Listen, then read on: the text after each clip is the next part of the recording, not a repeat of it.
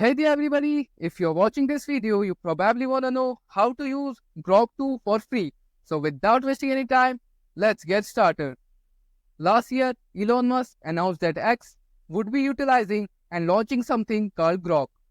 Grok is X's own chatbot similar to Gemini or ChatGPT, and it can help create tweets and content for the platform. AI chatbots are all able to create content via prompts and pull information from all over the internet. The latest update from Grok 2 and Grok 2 Mini is that they can create images now. It is currently only available in beta testing for X Premium subscribers. So you will need to pay if you want to access to creating AI images for X. As one can imagine, there has been some rather salacious uses of the new chatbot features, with people creating plenty of wild AI images. When you are using Grok 2 and Grok 2 Mini, there are some content restrictions, and if you type in something that sets off a red flag, you will get a warning about not creating that are excessively violent or hateful. If you want to join in the chaos, here is how you can use Grok to create AI images on X. The beta testing for the two language models is available for X Premium and X Premium Plus users.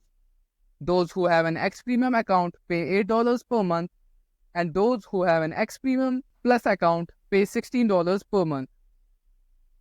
The chance to use the Grok 2 models can be interesting. So, first what you need to do is log in to your X account. It has to be an X Premium or X Premium Plus account to utilize the Grok 2 beta testing. Choose Grok in the menu on the left-hand side of the screen. Type a prompt into the search. Select Grok 2 and Grok 2 Mini in order to create AI image. Type a prompt into the search bar that appears in the middle of the screen. From there, all you need to do is use the prompt however you fit. And that's pretty much all about it.